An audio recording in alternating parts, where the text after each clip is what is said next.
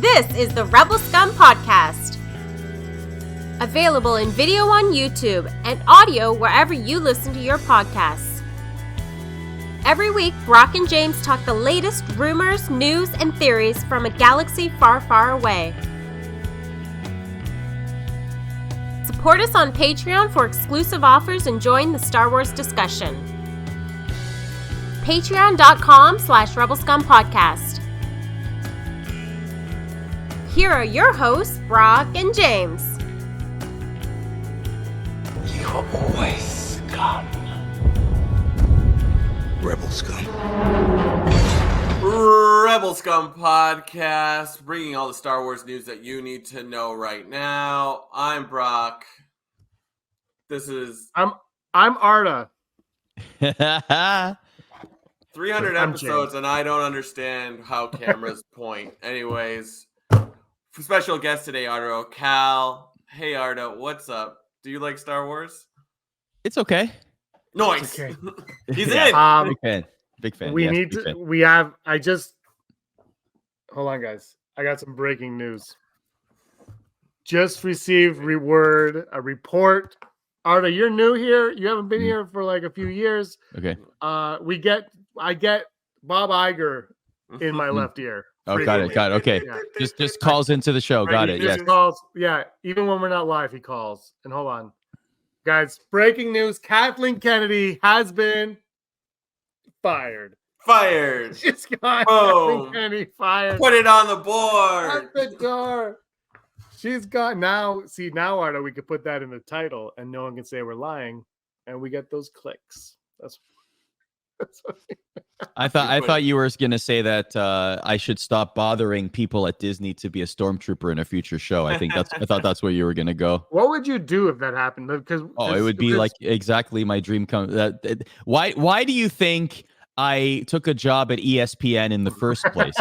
slowly weaving your way up. Correct. It was simply because I want to find my way on set to become a stormtrooper or an extra in the background. Like if I'm like the 8th row in the Thrawn scene where he's walking through all the night troopers and I'm like in the corner, I don't care. It doesn't matter to me. As long as I'm there. They're Like at an SNL Monitor, skit.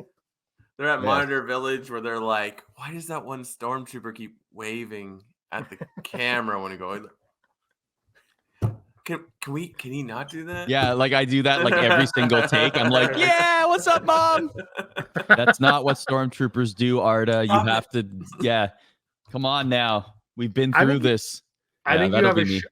you definitely have a shot though, because you dabble in Star Wars podcasting also. Yes, so maybe that will be my in. We'll see Yeah. if that is the case. But good to see you, James. It's been a minute. You and I worked together extensively at the beginning of I think you may have been one of my, if not the first, one of my first producers in television. We did local soccer games together, which was a lot of fun. And we, in front of crowds of 12 people, that was us. Yeah. We put those broadcasts out there for the suburbs of Toronto, Ontario, Canada. That was us. And that's 12 people combined live at the event and on television. That's Correct. And the crew and us. And the crew, yeah. Yeah. And us. Excellent. Yeah. And that's all right. their parents. And some of the parents, not Some of the parents. They're like, Not- I we're not- can't fix this." So this means that when you are a stormtrooper, I need to be invited as well. Because I have Bring to on ride set, in your yeah. coach. Yeah, I will also be there. I'll be the one that ruins everything. I'm just like running around. You're Just waving running and I'm around, literally just running posting back and pictures forth on social media when you shouldn't be. And then like I get fired because of it. Thanks, man. Yeah. Appreciate that. Where's he going with Grogu? Oh, yeah. FaceTiming Brock. Look what I got. No. Brock's right behind me. I'm here too. Oh my gosh. Love it.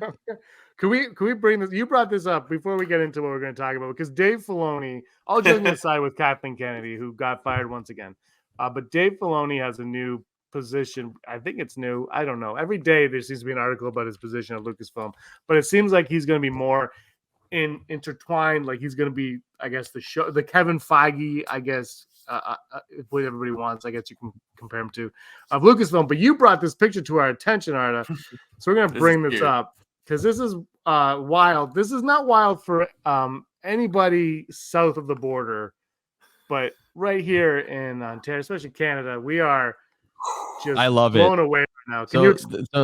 So the Vanity Fair article came out, which was awesome, like really in depth, talked to all the particulars of Ahsoka season 1.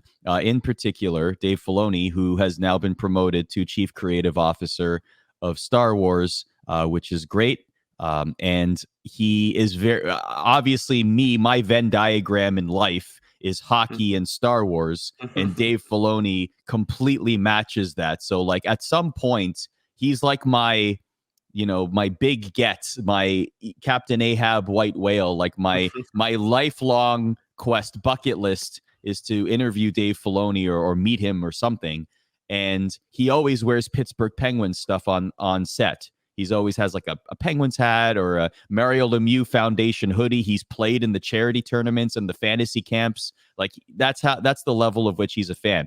But what completely took me off guard, and maybe it shouldn't have because Hayden Christensen, of course, is from Toronto and he's a noted Leafs fan, was this right here in this image, this great behind-the-scenes image. You see Ahsoka, obviously Rosario Dawson. Here's Anakin. They're talking. Dave Filoni in the middle, likely guiding them, giving them notes. But he's wearing this Go Train, looks to be a Go Train hoodie. Which I have not seen this logo, this Go Train hoodie logo, this Go Train logo here in maybe 15 years. Like it's been a minute since I've registered this. When I saw it at first, I was like, what hoodie is that? Oh my gosh, it is the public transportation for the city of Toronto and its suburbs. What is going on here? And then it took me a good half an hour to figure out what these words were. And I believe they are sleep and read and watch and text and go, all the things you would do on the GO train while commuting. So, like, I have so many questions because it's like, when were you in Toronto to get something like this? Or and where in Toronto do you get Toronto something like that? adjacent? Exactly. And I want to be clear. I actually Googled for another 15 minutes trying to find this hoodie, and I could not find it anywhere. Go Transit merchandise. If anyone watching this has a link to buy this hoodie, I would love to see it because I've never seen this hoodie. I grew up in Toronto. I've never seen this hoodie. No. Obviously, I haven't been there in a minute. Have you guys seen this hoodie in the wild? I haven't seen a hoodie, but I've seen ads similar to this because, like, in the last 5 years, they pushed the idea of, like, you can sign into a Wi-Fi while you're on the train, right? So, which is not, I mean, I love Go Transit. I love transit in general because driving into the city is a nightmare. But the Wi-Fi is no good. It's no good. You can maybe read. Texting, yeah. Oh, text has no bearing on Wi-Fi, but like watching anything, forget about it. But prove me wrong. But this is insane because when would Filoni be in Toronto? I mean, a lot of things happen in Toronto. Like, and it's does any part of Star Wars shoot in Toronto at all? No, right? Like Volumetric Studio, like has any shooting? I not that I recall. My theory is that Hayden Christensen just gifted it to him. That's like the only connection I can see. But it's just like, hey, Vanity Fair is gonna. Well, I guess we can't assume this picture was. No, would Vanity Fair, someone from Vanity Fair, have taken this picture, or just be a stock photo? So Dave Filoni, directs Rosario Dawson and Christensen in the World Between Worlds scene from Ahsoka. Someone's on set.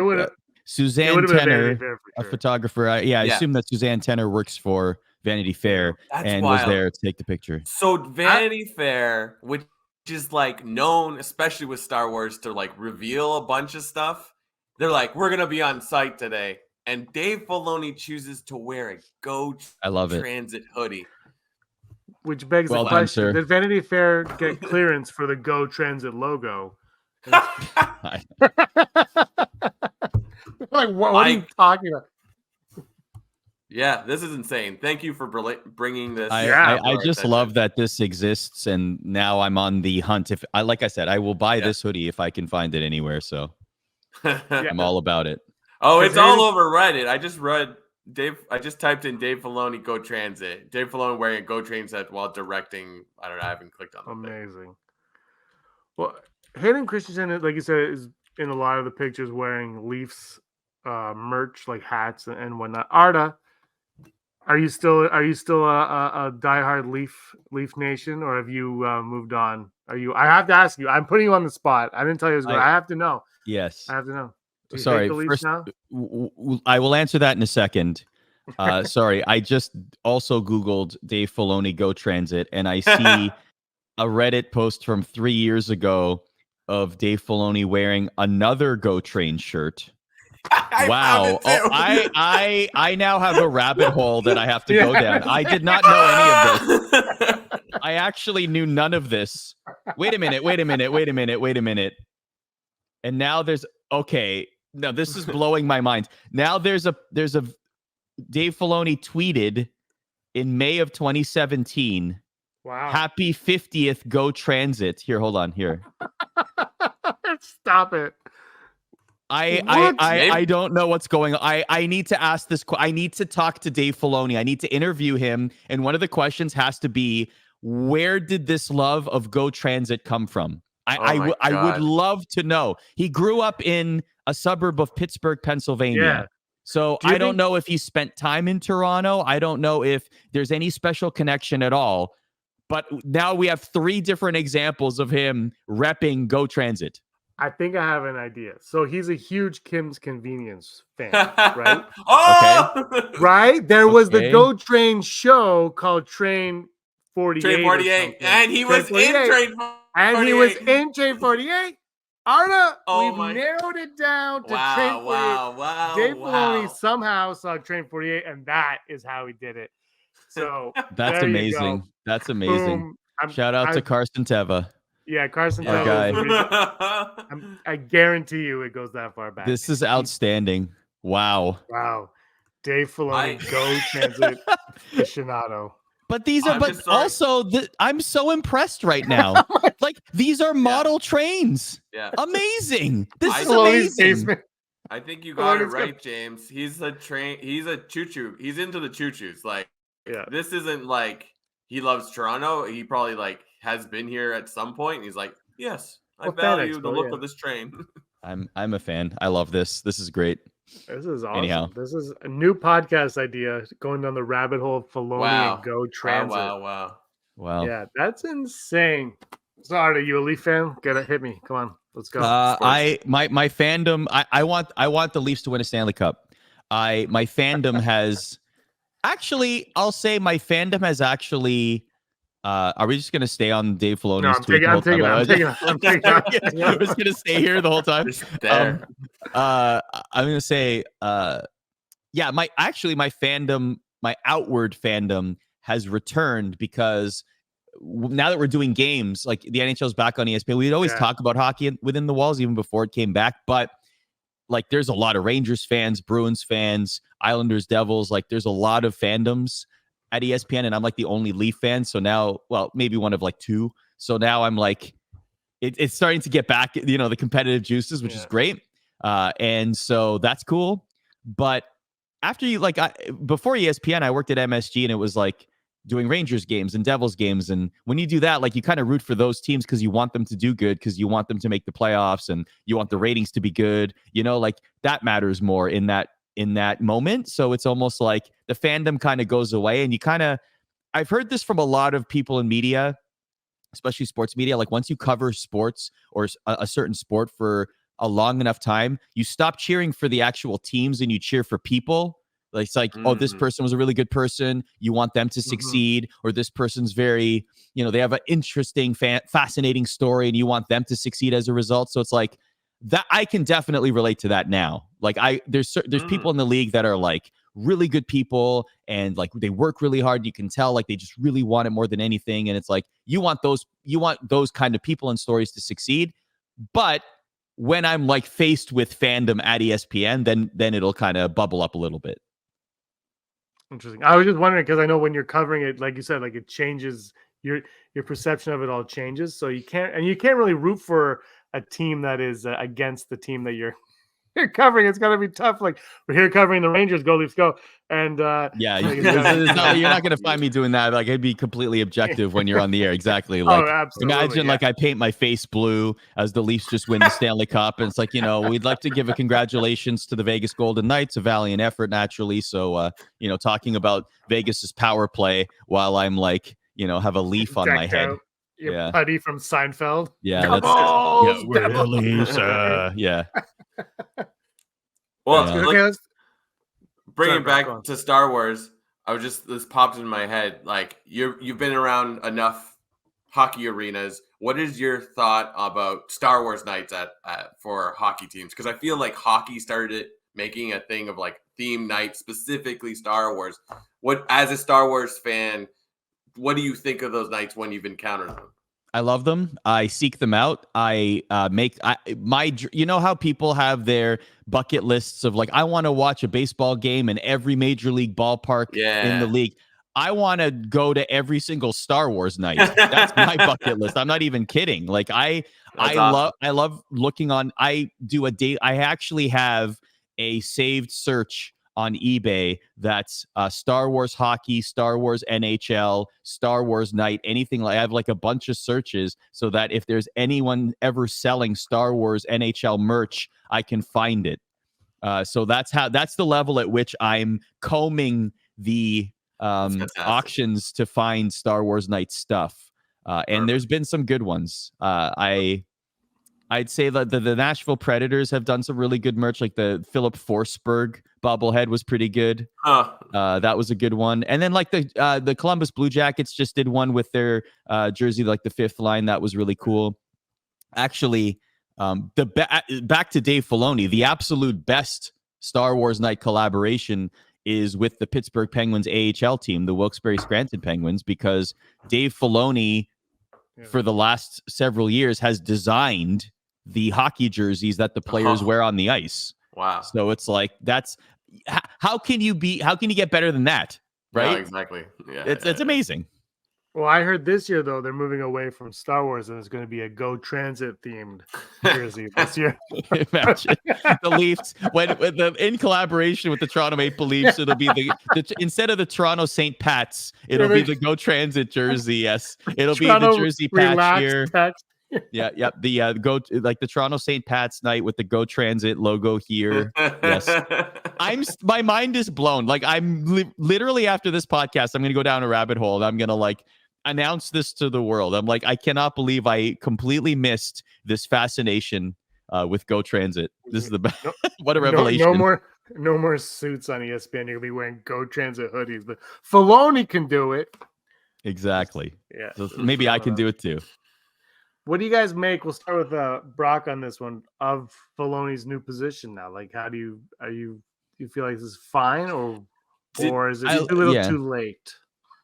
I mean, I was just gonna say, it's like, did you say while we're recording or before we're recording? It's like he becomes the role that we thought he had this entire time. It's like chief creative officer. I mean, it makes sense, but I'm like, you weren't already doing that. But I mean, we're a terrible Star Wars podcast where like we have talked about his actual position and we're like, so.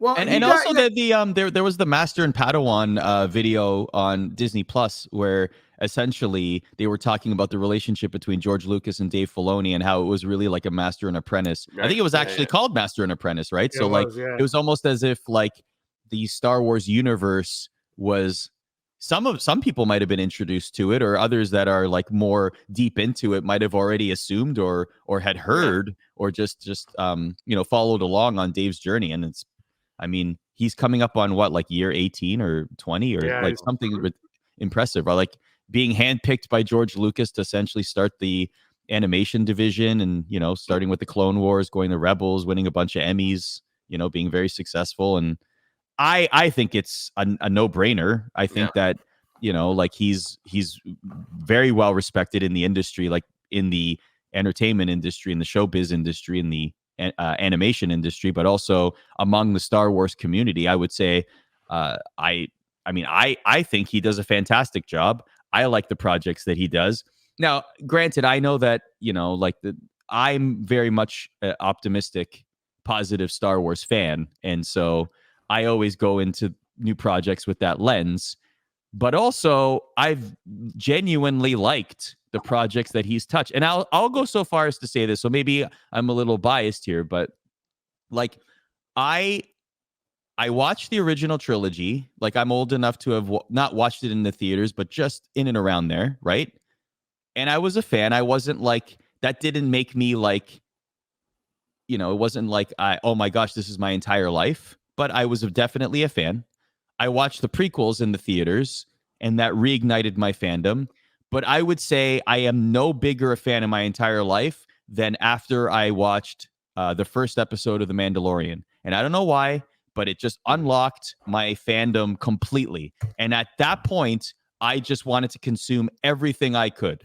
And now I'm like seeking out lore. I'm seeking out comics and books. I want to just consume as much as I can. And I'm in that, like, maybe that's only what, like 5 or 6 years removed, right? So like I'm in year 6 or year 5 of this like passionate Star Wars fandom journey, like at that highest level that's possible, right?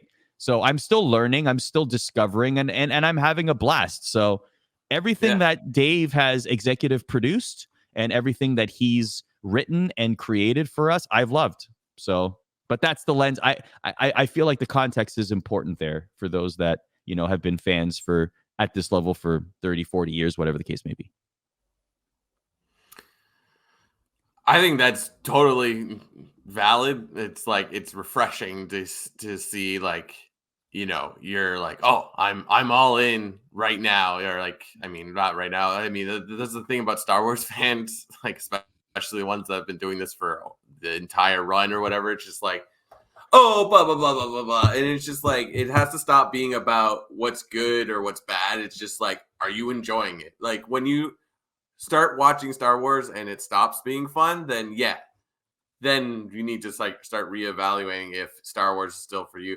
But I agree. Like, I mean, Ahsoka might not have been the best finale sort of thing, but I still like in immediately, specifically because I'm like, this is Filoni's thing. It's like, this is going to go somewhere. And it's like, I'm really hoping we hear a second season because it's like, I don't like, have you watched Well, like now. Yeah, now exactly. But like, Arda, have you watched all of Clone Wars and all the Rebels, or just are you more just what's been on Disney Plus? As much as possible. I mean, I'm not like a sponge retaining every single beat of every single show, but Ahsoka was very much felt like a continuation of Rebels, felt like a love letter to Clone Wars. And like, honestly, I liked how it was structured. I loved how, spoiler alert, episode 5 was like a cinematic event. I loved that there were a lot of unanswered questions at the end of episode 8. I actually thought episode 4 and episode 6 were like that 4, 5, and 6 stretch were, to me, felt like among the strongest, quote unquote, trilogies is the wrong word to use because that's more of a movie thing, but like a 3-episode stretch that was among the strongest, in my opinion, that we've seen maybe in the entire this era of Star Wars. Like it was very, very strong. You had like the whole Balin versus Ahsoka battle, and then Sabine and the Defying the Orders in episode 4. Then you had the whole cinematic event with Anakin returning and the nostalgic beats, and then you had the arrival of Thrawn finally, which we were all waiting for. Now, here's the thing, like I'm a giant, Thrawn is by far my favorite character, period. Like I've read all the books. I think that character is the best. And I love that he's going to be the main, or looks like he's going to be the main guy for whatever's coming next in this, like whatever the next big movie or event will be. Right. So I was waiting since episode 1, and I'm just like, every time it's almost like that Twitter account, have the Leafs won the Stanley Cup yet? And it's always like every day it's like, no. In my head, it's like, has Thrawn appeared yet? No. So I thought the entrance was amazing. I thought his lines were great. Like in that episode for sure. And like,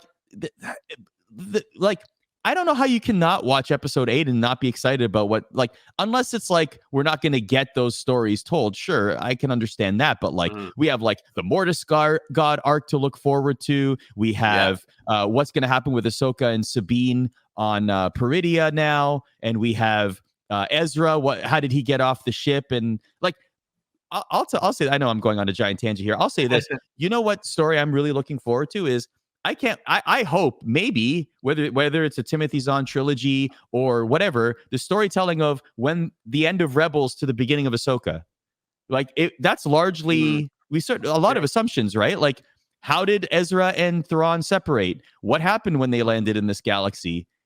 How did they find the Great Mothers? You know, like all this stuff. Like, there's a lot of like meaty stuff there that I personally cannot wait for. For me, the Ahsoka finale was flat because there was no promise. We can assume that that more is coming, but with Star Wars, there's been so many empty promises that have come to pass. And the biggest one really is at the end of Solo when Maul's like, "Hey, Kira, come visit me." We're never going to see that happen. We're never going to see what's going on there unless they might make a comic or a book or whatever, but that doesn't count. So that was my one concern. But now with Filoni in this position, and he's kind of like right beside Kathleen Kennedy, going to make all these decisions, weaving in and out the stories. I think, Brock, we're guaranteed a second season of Ahsoka now. But beyond that, what excites me is with Rebels, and I really saw it in Rebels, and that was his big thing, was the first season of Rebels is whatever, right? It's like the Disney, like it's Disney fine. Okay, fine. It was fine.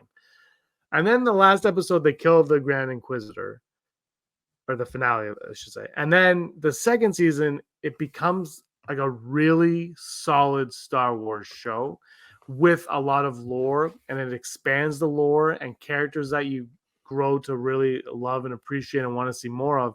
And Ahsoka, like you said, Arda, is a continuation of that. And what's really exciting is now there can be a continuation of that on top of that continuation. And now you can flesh out this story in all these other directions. Because Filoni, the space whales is the greatest thing to ever happen. And when that episode came, oh, this is a filler episode. Remember, Brock? Like everyone was complaining it was a filler episode of Rebels. And now it's like they are such a big part of Star Wars. The Purgles, I know what they're called. But they're such a big part now. That Filoni's so good at that. He's so good at leaving little breadcrumbs. Yeah. And you're like, why am I watching this? And then all of a sudden, like 4 episodes later, you forgot it. And then you're like, oh, that thing that happened is a big part of it. So that excites me the most about Filoni, on top of obviously being the Padawan to George Lucas. And he always references George Lucas. And I think the biggest upside to him being in this position now officially is the respect that he has for Star Wars and for the storytelling of Star Wars. And I think that's going to be, let me put it this way. I believe that Dave has more than earned our respect to let him cook. Let me put it that way. I think that I'm completely willing to be patient and willing to see what's coming here. And I'm actually quite excited about it. Let me give you guys a comparison. I see a lot of stuff. I worked at WWE for a while, and I was in the pro wrestling. You know this, James. Like while I was at Rogers TV, I was doing a lot of like wrestling in the independent scene in Ontario, that kind of stuff, as like a promoter and ring announcer. I find a lot of similarities, and I'm not saying this negatively. I think Star Wars fans are dope. I think that the universe we play in is awesome. I know that there's positive, negative out there, but I'm focusing on the positive. I will say this. I believe that a lot the similarities between Star Wars fans and pro wrestling fans, I have like the Venn diagram is very, very tight. I think that there are like stark similarities. And I think the biggest similarity is when I'm talking to a Star Wars fan that is very passionate about what they love, which is totally cool. Consume and love and appreciate the art however you want to appreciate it. That's totally cool. I'm totally on board with that. What I noticed from pro wrestling fans in particular were when they fell most in love with a certain era of pro wrestling, be it the 80s rock and wrestling era, be it the 90s attitude era, be it the 2000s ruthless aggression era, whatever it may be, right? All of those eras were very distinct, and all of those eras were very different in their presentation, the superstars, the tenor, even the TV rating of those genres or the eras of shows, right? But as many of those fans will always compare what is happening today in pro wrestling to what it happened back then. and when they were at their when it was at their core, and when it was the part of their identity, when they loved it the most, right?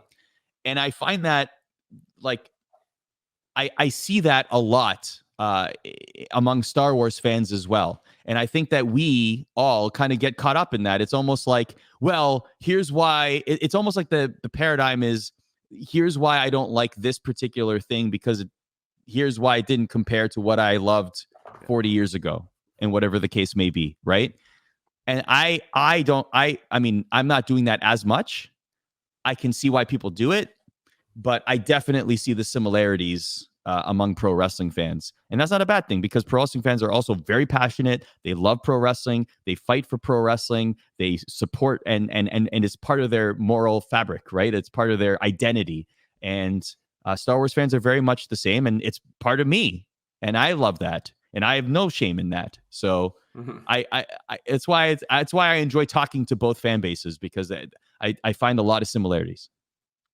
Star Wars is funny too, because you bring up the 40 years ago, but I think what happened though in the last maybe 8 years, especially since Force Awakens, is that the prequels kids are now the nostalgic ones as well. Yeah. And they're nostalgic for 20 years ago, 25 years ago. And it's tough, because you've got part of the fan base is 40 years ago, part of the fan base is 20 years ago, and then you have the ones that are coming up now. And it's hard to maintain that. So you've got to just, you just got to do what you got to do, and you hope something pops. Like Mandalorian came out, and I think all the generations enjoyed the first season of Mandalorian. I think people were on board with all that, and you just gotta, not everything is going to hit for everybody, but you got to take your chances and just make sure whatever you're doing is tell a good story. That's all I look forward to. Yeah, that's why we love Star Wars, because more often than very often we get fantastic stories with great characters and terrific visuals and cool fights, and it's great. Star Wars is the best. We all know it. It's the best. We should do a podcast about it. You should do a podcast about it. Otherwise, why would you be talking about it every single week, right? Exactly. I thought this was a Teams call for next quarter's financial updates. This is wild. Has this been about Star Wars the entire Teams? time? Wow, look at you with the Teams. No, Zoom is malding right now. No. This is all about 7 years. Brock thought these were quarterly. Is that how long you guys have been doing the podcast? 7 years? Wow, good for you. Our lives have changed greatly during this because of mostly because of buckets. We can't go anywhere. We can't leave our houses. That's why I moved to the woods. I had to live in Salt. Anyway, what do you guys think of the Rey movie coming up, and the James Mangold movie? That these movies are probably not going to happen before this announcement, but like now that Filoni's there, like, is he overseeing these movies to make sure they make some sort of sense and tie in? Because I think one of the complaints of the sequels was that there was no overall plan, right? Like, and I think in time that might not be valid anymore, but I think it felt valid when you watched them as they were going on. So do you think those movies are still going to happen, and how much will change to kind of make them connect more and do whatever? Do you guys think?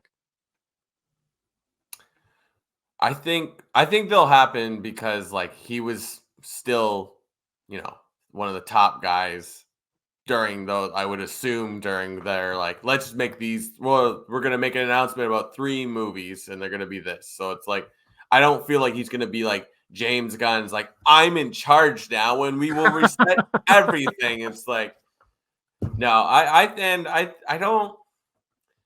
don't know. Maybe one day we'll find out that he's like a real, like, taskmaster on site or like in pre-production or something like that. But, like, yeah, I think it'll still go if a script finishes, if they can make it happen. But as we always say, until there's a trailer, nothing is for sure. Yeah, but also in that Vanity Fair article, they referenced a bunch of the announced projects as still being worked on. So, until we hear something that it's canceled or something like that, then we can assume, or at least be optimistic, that they will occur. I think the Rey movie, I know people don't want the Rey movie because everybody apparently now hates Rey or never liked Rey or whatever, or Rey's boring or whatever. For me, though, my thing with Rey is that movie, whether it's about Rey or not, you got to get to that future. You have to get past the sequels. You have to keep going forward. I love where we are. And the Acolyte's exciting for where it is, of course, but like I love where the Mandalorian is. I love playing in that era. But we've seen how that all kind of shapes up and ends. So just let's go forward. Let's play a little bit forward. I think you can tell, like with Rey as a character and supporting characters around, you can tell a really cool, interesting story that will capture our imagination. With that, you don't like. I'm really excited. I hope they don't lose sight of that. I hope they move forward, and I hope they reinvigorate the future of Star Wars. Because Ahsoka, I brought this up earlier today, Brock, because it's Thanksgiving. I brought this up earlier. Ahsoka reminded me how much I love lightsabers. Because Andor and like Boba Fett and Mandalorian, I'm like, yeah, I don't miss lightsabers. Then Ahsoka, Ezra lights one up in a ship without using it. I'm like, Brock, I miss lightsabers. Like I love lightsabers. I realized at that moment, I'm like, oh yeah, this is what Star Wars feels like. So I hope we get more of that in the future. And Daisy Ridley did an article or an interview today that dropped that said that she said here, the quote is, "So far, I know the story of one film, and I think people will be very excited." And she goes on to say it was not what she expected. So take that with however you like, but that's what Daisy Ridley said to Collider. I believe that is the Gummy Bears movie based on the 80s cartoon show. She's like, you're not going to see this one coming. Bouncing here and there and everywhere.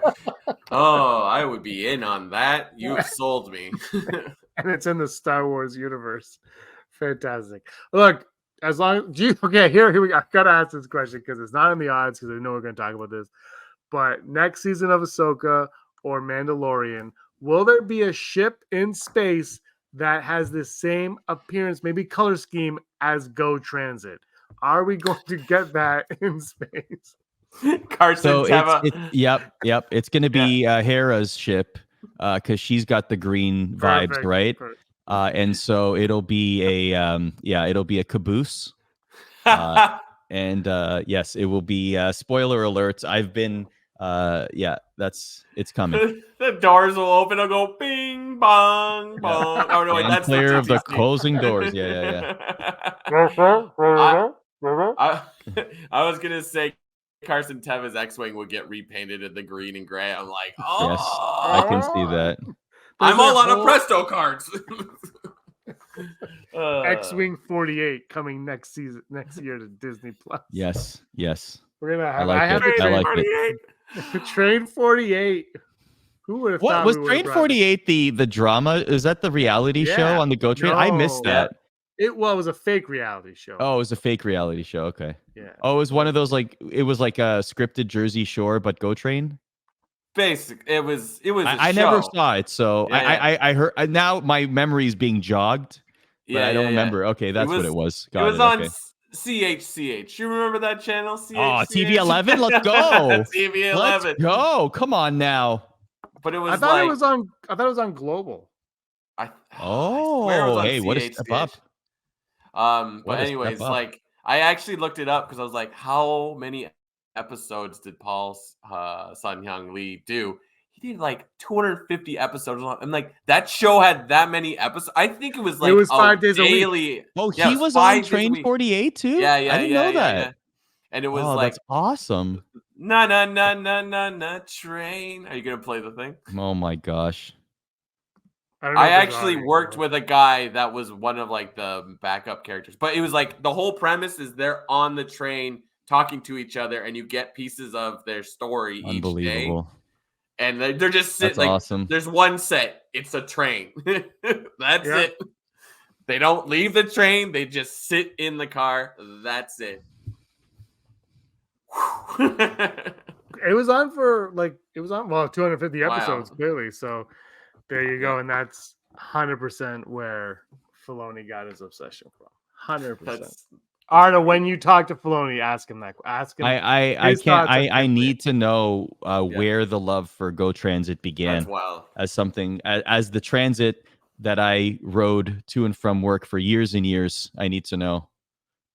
I'm gonna be honest with you. The Go train from Union to Oshawa after a Leaf game. horrible. It's like It's tough. 2 It's tough. hours. You stop at every single stop. tough. And then I have an Standing hour. room only. You're Oh, crammed in. so Yep. brutal. Yep. It was great during It's still the COVID. best I way to loved it. go. I mean, the double decker is a great system. Don't get me wrong, but it can be rough. Can be. I still chose it over driving, so that'll tell you what you need. Oh, to know. 100%. No way I want to drive. No way. Avoid the 401 at all costs, please. All costs. DVP. That's all you gotta know. You're just DVP. saying highways now. I'm just Yeah, saying we're highways. just No, that's saying- the one you gotta. The 47. QEW. The No, the Red DV Hill Valley. You can't We're get out just of it. yelling highways now.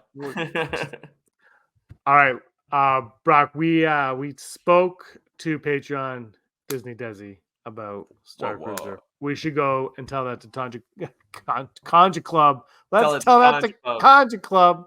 Conja Club wants their investment back too. I never made a deal with Conja Club. Tell that to Conja Club. All right. Tell that to Conja Club. It's been a while, James, and we have a special guest, Disney Desi, one of our favorite people, is on the show today to talk about what is it when a ship goes away? It's not a maiden voyage anymore.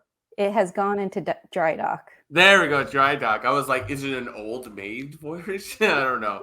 But you were one of the lucky few to go on the Starcruiser on like when did you go? The last 2 I went the weeks? last weekend, so the Oh my last gosh. Saturday, Sunday cruise. Nice. But you had you been on it before? No, I hadn't. This was, Because it is pretty expensive, but as an annual pass holder, I was waiting for them to release annual pass holder discounts because I figured that was coming at some point. yeah. As soon as they announced annual pass holder discounts, I started getting people together. I had 2 other people ready to go. We were looking for a 4th. And then they announced it's closing completely. Oh. And by the way, we're not going to give anybody annual pass holder discounts. If you want one of these cruises, you have to pay full price. Oh, wow. my God. But so you were planning on going before you heard it was shut down then or closing down. Yeah. Okay. So I was talking with my travel agent about it, and I was like, we need to find a 4th person unless you want to be our 4th. And she's like, actually. Oh, really? No way. So my travel agent wound up being the 4th woman in our room. So And your 4 travel agent is crazy ladies. And it's Daisy Ridley as your travel agent, which was wild. Also, No, It's she like, wound up, her character was, she was the queen of Bespin. oh, Yeah, okay. that's And you, of course, you came up with. You told us right before we started recording one of the most unique Star Wars names you could have. It was so bad. I felt like I was put on the spot. I didn't realize until I got there how into it everybody was going to be. I brought Mon Mothma outfits and First Order outfits thinking I'm probably going to be the crazy one. I'm going to stick out. No, I look completely normal compared to some of these people. There was somebody in full Cad Bane costume, blue face, everything. Wow. There were multiple Twi'leks. Like, people went all out for this. And so the first time a cast member asked me what my name was, I said Desi, and he's like, "That's it?" And I was like, "Captain Desi?" Because I had on high rank. I had on my First Order outfit. I don't know. So I had the hat on, the gray cape.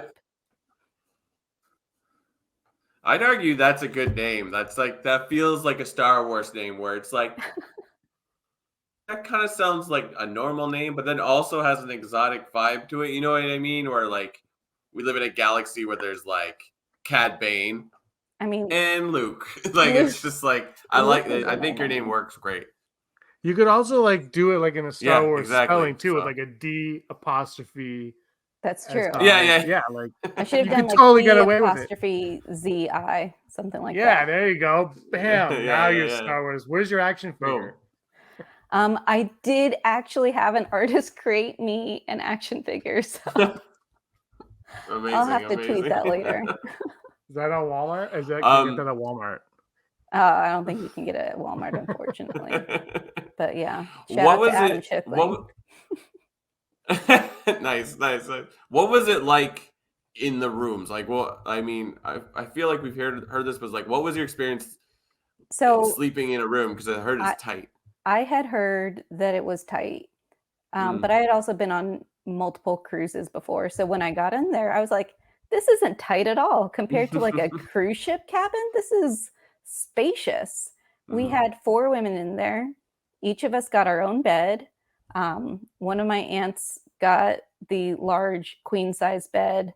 I got the top bunk. My other aunt got the bottom bunk. And then my friend, who was our travel agent, got kind of like this twin size bunk that was like a Murphy bed that pulled down. And it was fine. It was spacious. The bathroom was huge. So that was completely different than going on a cruise ship. Plenty of room. I didn't find any problem at all. And we hardly spent any time in the room anyway. But while we were in the room, they did have kind of like an AI droid assistant where we could talk with her, interact with her, and she'd be able to tell us about things that were going on in the ship, give us some advice. So it was really cool and interactive. And even at night, she's like, would you like to hear a bedtime story? And we said, yes, we would like to hear a bedtime story. And she basically laid out the whole Star Wars saga for us. So no way. Yeah. And it then started like did the story start with like how Hu Yang was like in a galaxy far, far away sort of thing? Yeah, actually, so it started out like that. And because I was with the First Order and everybody else was with the Resistance, the AI droid assistant, D3, she started telling the story to them and definitely had like a Resistance vibe to it. So I was like, So I went to go take a shower and I came back and she was still telling them the story. It was a really long bedtime story. Wow. That's crazy. Because you all through the night. Nice. So like there's like things you could like, do you leave the Starcruiser and go into like Batu, or like Yes. I've heard there's like things you do in the Starcruiser, like missions and activities, or how does a day in the Starcruiser look? So the first day you're kind of getting acclimated to the ship. It is luxurious. When I say like it is first class, and it wasn't just like an expensive trip just because it was Star Wars. Everything was first class. You arrive, everybody is valet. Even when I arrived at like the guard gate, the guard was really great and interactive because I rolled up, I said bright suns. He's like, oh, we don't see bright suns here. That's on Batu. Here we say good journey. And I also, because I showed up in my First Order attire because I wanted everybody to know right off the bat who I was aligned with. He had a droid with him who was like nervous to see me. And he's like, oh, what are you guys here celebrating? And I said, I don't know, girls' weekend. And he's like, oh, okay. He's like, gets on his radio. He's like, hey, yep, want to let you know they're coming. They're here. It was so funny. We rolled up, they valet, they take all of our bags, tag it. They give you what they call an M band, which is a magic band, basically. And they take your photo with the Galactic Starcruiser sign. They offer you, I guess, sort of like in theme snacks and stuff just while you're waiting to get in, because we showed up early, of course, because I wanted to get in the second the doors opened. Nice. They gave us like frozen grapes and just beverages and stuff while we were waiting. And when they let you in, there's this whole like pre-story where they're basically like, okay, if there's an emergency, here's what you do. Okay, but here's what happens if it's a real emergency. Yeah. That's crazy. Because there's like quote unquote emergencies where you have to meet up at your muster stations. So okay. And then like, okay, but if there's an actual emergency, here's what you have to do. And then you get escorted to your room. Like each group had their own cast member escorting them to their room. Well, first you take a transport up to the ship, which was incredible. And I don't think I realized it until my final day that I think it's actually an elevator. The way they did it, it looked like you were going up into space and, docking at the ship. You get escorted to your room, you unpack, and then there's a lunch waiting for you. And then, as soon as we were done with lunch, I noticed that there was like, I don't know, like a screen there that I tried like tapping my magic band on to see what would happen. And because it had said like crew only. So I tried tapping my magic band on it and like pushing buttons and stuff. And then all of a sudden I get a notification on my phone. Ooh, I see that you're a bit of a rebel or something like that. So it's really interactive. Like you start getting missions right off the bat, and it starts asking you questions. Like when you first when you check in, they tell you to download this app to your data pad, which is your mobile phone, and you answer a whole bunch of questions. And I let them know right off the bat, I am with the First Order. My aunt tried to be with like the Jedi path, and then my other two women who were in the room wanted to go with the Resistance.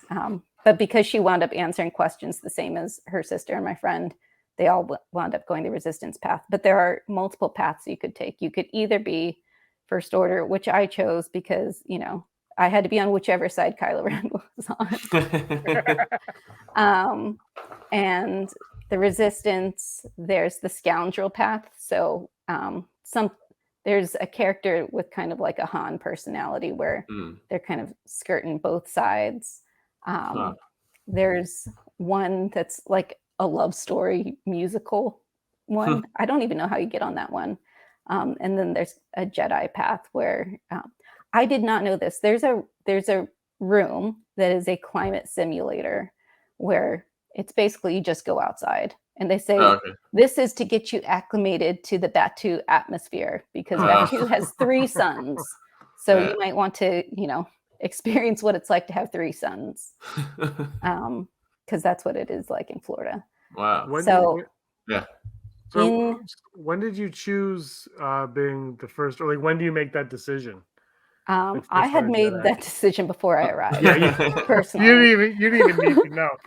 But is there like when you book your ticket or whatever, did they send you a slip in the mail being like fill this form out? No.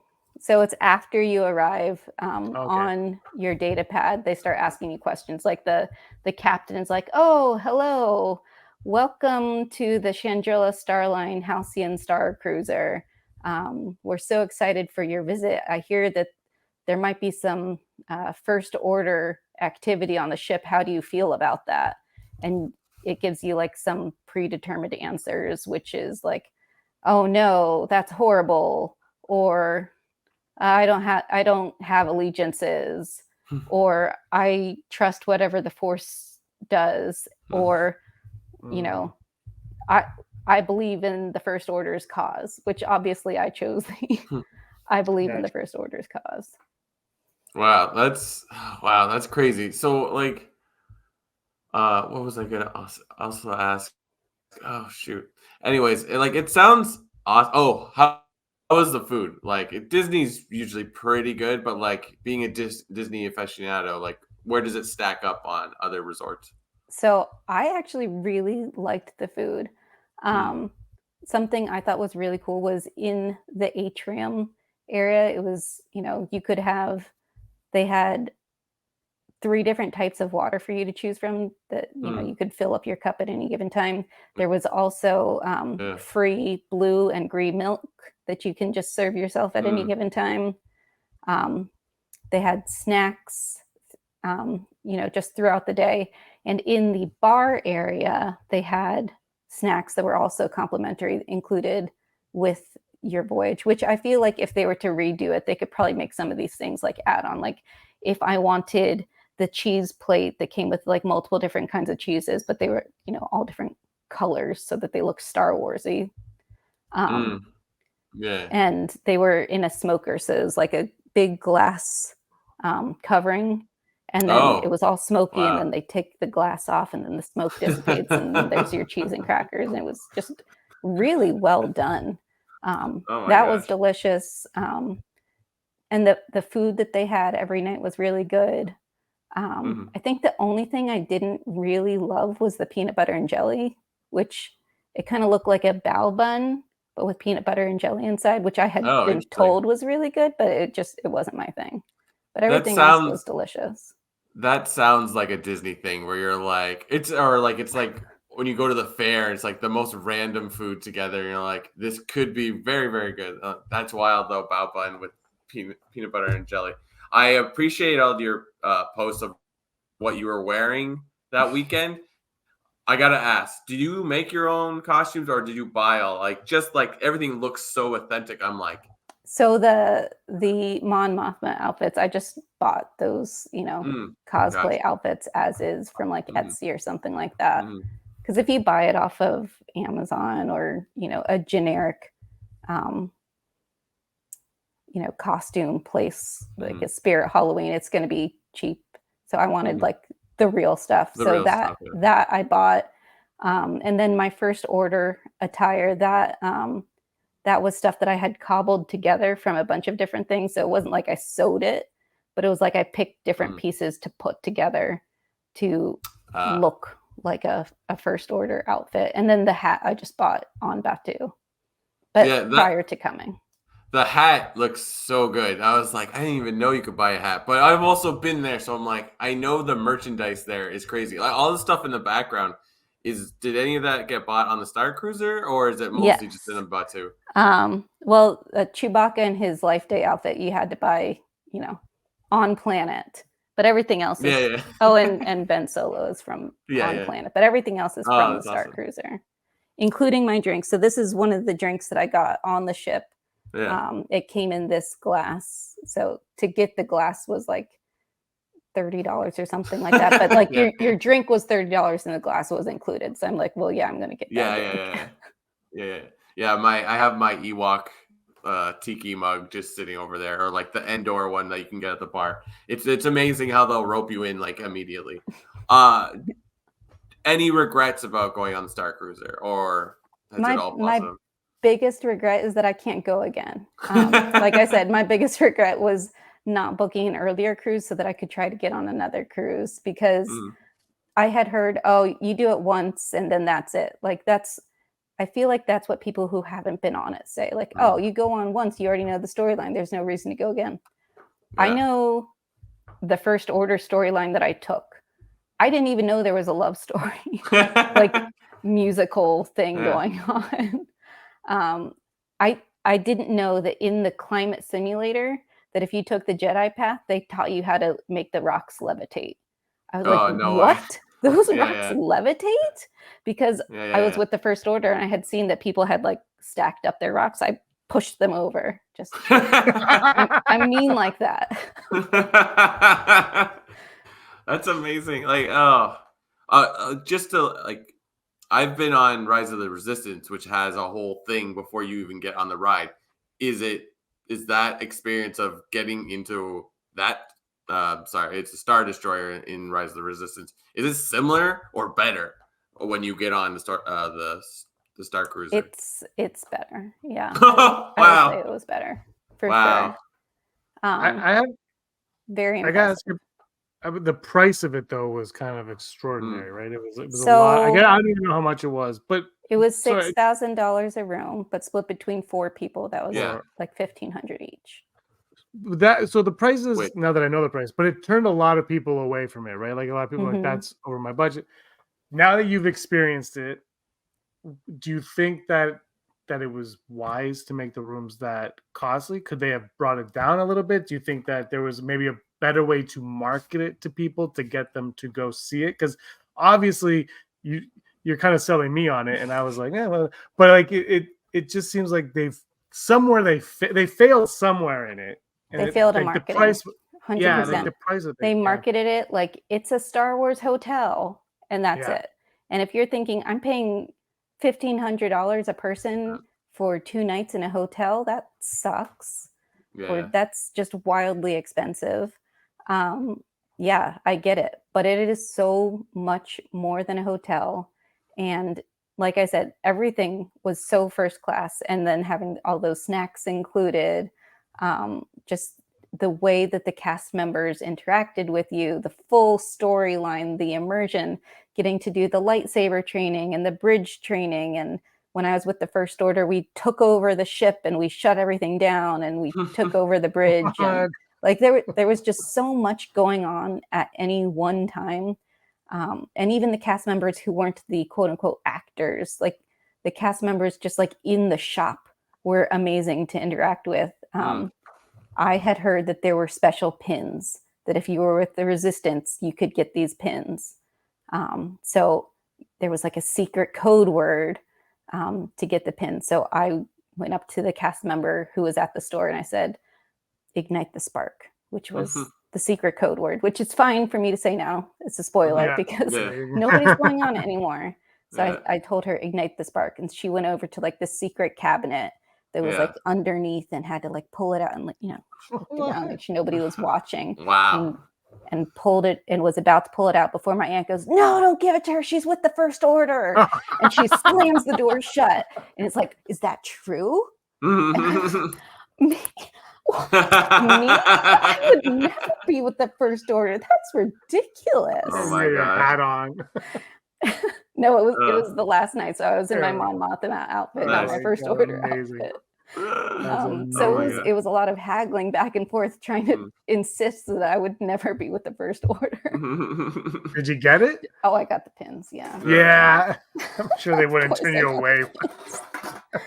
Hold on, I gotta find it because it's a special thing. It sounds like it's like a murder mystery, but over like 2 days. Oh, So that's right. I love that's pins. the pin, but then like secretly you can open it up and then you wow. That's so cool. Resist. I love. Wow. I get it. I think some people just like go to Disney and they don't understand like, why am I paying all this money? But it's just like, if you really like take the time, I think people's expectations are so high at times. It's like, if you already see it as like a hassle to spend money just to get into the park, then you're not going to have a good time. You're not. It's not going to be great. But like when my wife and I go, that's how we've like fallen in love with it. It's like, we're just going. We're not going to set any expectations. It's like, I think the only time my wife has been mad was trying to understand Genie Plus when it was first. Fast Pass, but like before Genie Plus. Oh yeah. Like once we understood it, it's like, and then like what you're saying with just like, there's the experience plus there's extra stuff if you really explore. Like that's Disney. Like if you pay, yes, you have to pay for a magic band or whatever. But on certain parts of the park, if you touch something, things happen. And it's like there's a whole storyline happening. It's like it's wild. So it's like I got to ask you this because you're a Disney expert, and I found it fascinating when you read the history of like the park. It's like there's certain things that like fail. Like it's like this isn't the first thing that's been shut down. Like there's parts of that park in like Disney World where like there's this like abandoned parks. What do you think is going to happen with this? Is it going to just go away, or? If I had to guess, they are going to figure out a way to make everything add-ons. So you can go, you can stay in the hotel, but I still think that just staying in the hotel is going to be wildly expensive because there's only 100 rooms. So if you figure there's only 100 rooms, they're going to still make those rooms like $1,000 a night. So like minimum, because I think my annual pass holder discount 8 years ago for like my 1 year wedding anniversary was $700 a night at the Polynesian. So it's probably even more than that now. And that was with my AP discount. I'm sure it's even more than that now for like the Grand Floridian. So thinking about how expensive just the hotel rooms are going to be. And then if you want to go to the bar, they're probably going to upcharge those drinks more than they were. The sabak table, I never actually got to play sabak because the table was always full, but it was hollow sabak, which I thought was really cool. Oh, get out of here. Yeah.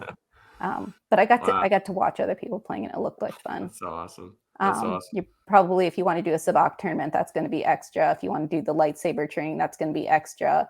If you want to do the bridge training, that's going to be extra. Gotcha. So, and like the dinner show, because they had, basically their version of Taylor Swift came on board and did a concert. Right. So if you want to do the dinner show, that'll be extra. And then if I had my way or my hope, maybe like once a month or once every other weekend or something like that, they would do the full experience, where if you wanted the full experience, you could go on and do it. That would be my hope. It's not a bad idea, like, but you're optimistic that like if they bring it back, it'll still be a hotel. They won't like retrofit it into some kind of other Star Wars experience. Yeah, my other thought is they will take what the hotel space is and turn that into more lightsaber training that they can charge people for. Yeah.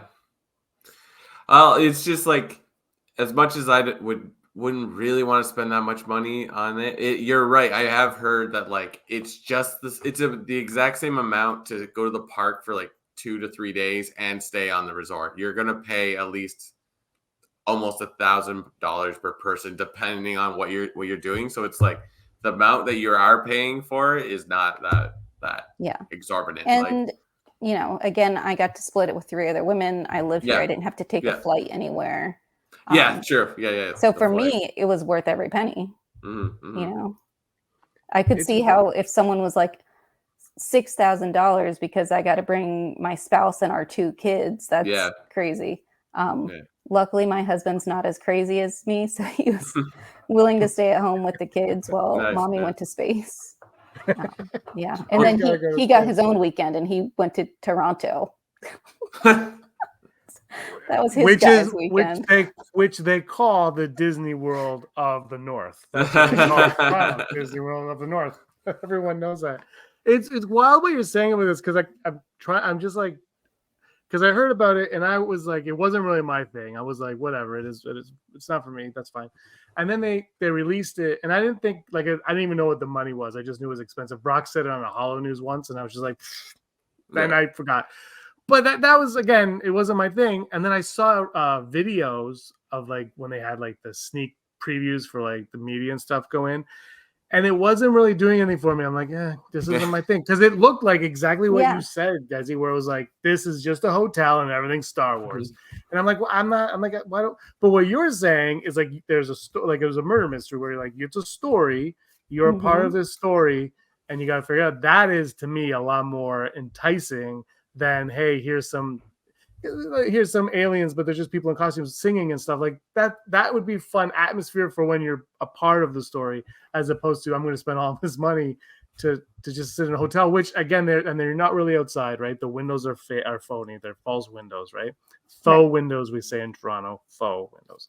And so it's like what you're saying was never conveyed in anything that I read about this Starcruiser at all. I know. I think that people hate on it because they don't understand what it is, and Disney didn't even know how to explain to people what it was without maybe giving it away.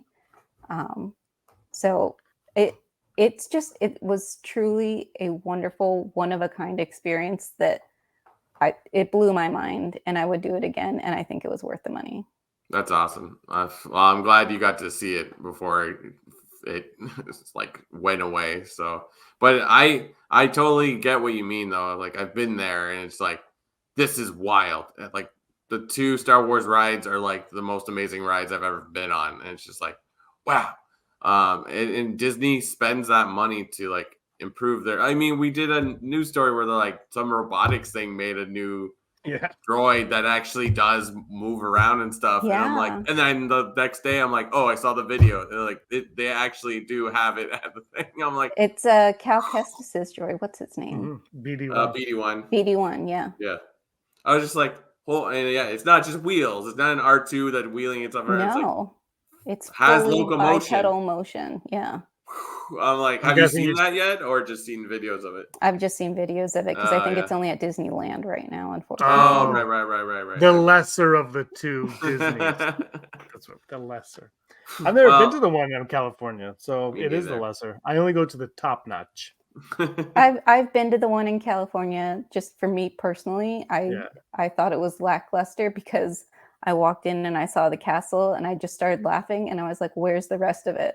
It's basically the size of a large house. It doesn't look like a castle at all. Yeah. Well, it's old. What other takeaways do you have, like, for, I'm just trying to think how they didn't market it properly. That's what's driving me nuts right now. Is the idea that it was so cool and interactive that they didn't like. I loved that different choices that you made could affect the story, and actors had to think on the fly and make changes. And for example, there was one time I happened across a guy from the Resistance stealing some coaxium, and I was like, Lieutenant, look, this mechanic over here is stealing the coaxium. And because I alerted the First Order to it, that probably changed how the story played out. I thought that was really cool. Choose your own adventure, man. I've waited for this my whole life, and now I'll never get to experience it in real time. Did you get to meet Kylo? I didn't meet him. There was a point in time. This was probably my favorite part, just for me as a Reylo. When we took over the bridge, the lieutenant called up his next in line, I think maybe colonel. He called the colonel and was like, "We're here on the ship. We've taken it over. Rey is on board." And the colonel's like, "She means nothing to me." And then Kylo like shoves him out of the way and pops in and is like, "She means something to me." And he's like, "We're coming." So I'm like, "Oh my God." You're like, worth it. Book the next. But book next week. I know that people complained that it's sequel trilogy. To be honest, even though I am a huge Reylo, I'm probably the biggest sequel trilogy fan that I know, other than maybe you guys, other than the ending of The Rise of Skywalker. I didn't even care. I didn't care that it was Kylo and Rey. I was more invested in the captain of the ship, Gaia, the singer, the Lieutenant Croy, the First Order guy, like the characters who were on the ship and the droids that I interacted with, like SK, all of them were fantastic. Like those characters mattered more to me and more to the story than Kylo and Rey. I mean, Chewbacca was there too, but everybody loves Chewbacca, and he's from all of the storylines. So I don't think that it matters what timeline it's in. If they made it, original trilogy, maybe more people would come, more people would show up, more people would spend the money. But honestly, if they had swapped out Darth Vader for Kylo Ren or vice versa, it wouldn't matter. It wouldn't matter because that part of the storyline is only at the very end and isn't a big deal of my experience. I feel like they don't they don't seem to trust Star Wars as a brand fully, because if you remember when Batu was coming out, it was going to be original trilogy, and then Iger saw the dailies for The Force Awakens and changed to the sequel trilogy, and now this is like sequel trilogy. And what you're saying makes sense, because when you're talking about it, I don't even think of any Star Wars characters because you're just in the Star Wars world. It's and it's almost like they need to trust the brand more than the characters that because they're obviously using Kylo and Rey to attract people to come to the Starcruiser, but that's not what the attraction is. The attraction is being a part of the Star Wars universe. It's like I haven't been to Batu, but when they keep saying it, I'm like, but when Mandalorian came, I'm like, how do you bring a Mandalorian? And then all of a sudden he's at the park, right? And Grogu's at the park, and Ahsoka's I at the just saw park. them for the first time like Did you? a week or two ago, because I think prior to the Starcruiser closing, they didn't want to bring him over because it would have messed with the timeline. Which is why it was okay to bring him and Boba Fett and Fennec Shand into Disneyland, because they didn't have the Starcruiser for it to mess up with their time frame. And now that Starcruiser is closed, unfortunately, we do get to have Mando and Grogu there, who was adorable, by the way. What's Grogu like? He's just cute. He's, in his baby talk, and they have Pedro Pascal's voice over, Wow. Oh my god. So it's actually Pedro Pascal. It is. Hello. He lives in he's actually walking around Disney. He's like, we were on strike. I needed a job. We did it. And have to be everywhere. You do have like your one excursion to Batu, and I wish that I had spent less time on Batu. Honestly, you get the free lightning lanes for Smuggler's Run and Rise of the Resistance, and you can go on more missions on Batu. But I wish that I had gone back to the ship and done more missions there. But I did go to Oga's Cantina while we were on Batu, and because I was with the First Order, I had like a special mission where I was like, Lieutenant Croy sent me to ask for, Oga, and so I got like a special QR code that I scanned, and I got another mission for, which was really cool. So that was probably the best part of going down to Batu, was having the extra mission. And even like on Rise of the Resistance, I was like talking with Lieutenant Croy and being like, oh, the Resistance has taken over the ship, and their base is on Takodana, figured it out. So it was cool to be part of the story. Wow. That's wow. I'm extremely jealous that you got to experience that. It's wow. Oh, It was awesome. Did you get any jewelry? I did, look. Oh, bang. Nice. That's awesome. Have to bring it up. No one will know why. We have to. It just sounds like so much fun that I just didn't like, because when you came out of it, you're like, it was the greatest thing ever. I'm like, but it's a hotel where you're like in a room. I don't understand. I saw the videos. I'm like, I don't understand. And even after I had booked it, I was still skeptical. It was kind of like a FOMO thing where it's like, well, I have to go now just because it's going away. But I'm still not entirely sure it's going to be worth the price. I'm sure I'll have fun, but I don't know. And then after I was on it, I was like, this was incredible. This was the greatest experience of my entire life, other than having kids, to kind of throw that out there. But like, it was amazing. And it was something that was not marketed well enough for people to understand that it actually was worth the money and was so much more than just a hotel. How did everybody else in your group feel? All of us felt Especially the same travel way. agent. Oh, really? Okay. Yeah, all of us. And I think I was one of my aunts is almost as crazy as me. She's got holocrons and she's got multiple, crystals for her lightsabers and stuff like that. So she's almost as crazy as I am. And then my other aunt is almost as crazy as I am about Disney parks. So I had the one Star Wars aunt, the one Disney parks aunt, and then the travel agent, who obviously loves Disney parks, but isn't really a Star Wars person. And all of us were like, we love it. We would go again. And we told the woman who was our travel agent, like, as soon as you hear if they're opening this up again, book us. Like, we'll make it work. Just book us any date you can get us in. If they open this up again, we will do it. That's funny because you think they would try to like get as many travel agents in that experience, because it's like they're talking to people. It's like, do you like Star Wars? This is it. Like, because you go to a travel agent and they're like, oh, try this hotel. Don't do this. They give you real advice and you listen to them. So it's just like that would have. It is very weird that like as much as they were like, it's coming.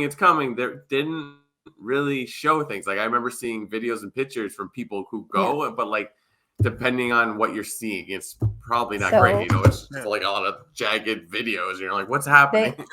So they had invited, I think, some bloggers and vloggers to come out ahead of time, and do some filming and stuff before it was open publicly. And I felt like maybe people who had heard these great reviews from bloggers and vloggers were like, I don't believe you. I don't believe it's actually worth the money. You're just saying that because you didn't have to pay for it because Disney brought you here and it was free. Yeah. Good point. Ugh. It's the happiest place on earth. Why would anybody lie about something?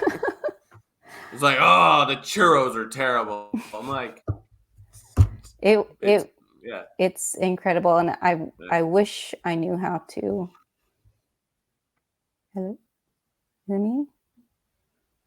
Am I frozen? Go back and... No, you're there. Hello? You're still there. Who said the churros were horrible? I'm stuck on this. I'm not a huge churro person personally. Yeah. Anyways. All right. I mean, all I'm getting right now is angry that I didn't go. So I feel like we need to bring the segment to an end. I've got Bob Iger in my ear being as furious. usual. Oh, Is he firing Kathleen Kennedy because the Starcruiser is closed? She really botched that one up. Yeah, and we got to check the board, Brock. Fired. Second time today, Kathleen Kennedy. Yeah. Happy Thanksgiving, KK. Oh, by the way, happy Thanksgiving. Thank you for taking time away from your big... Happy belated Thanksgiving, several weeks. Over a month, yeah. But, you know, what does it matter? We celebrate with enough time to listen to Christmas carols before Halloween. That's why we do it so early. We're all in. And also Happy Life Day. Yes, Happy Life Day. Yes. That was a little while ago. Do you go to? Before we leave, do you go to Bet2 on Life Day every year now? Is that like a thing, or I didn't? Or I guess go, around Life Day. I didn't go on Life Day this year because it was on a Friday, but I went like the weekend before, and so that's when I got my Chewbacca action figure. But now they are also selling like Life Day food, like you can get cheesy orbs that they're selling for Life Day. I have the cookbook. It'll happen. The other big thing that's going on right now on Bet2 is everybody who went on the Starcruiser is leaving ribbons on the gate to where the transport used to be to get to the Starcruiser. Wow. So it's kind of becoming a shrine and homage from everybody who went. Wow. Wow. Well, that's awesome. Brock, let's get a DeLorean and go check it out. I'm still hoping it comes back in some capacity. Yeah. So am I now. This sounds like it'd be fun. Amazing. Well, thanks for sharing your experience with us. It's always awesome to have you on the show. Is there anything you want to plug before we end, or like a Loki review?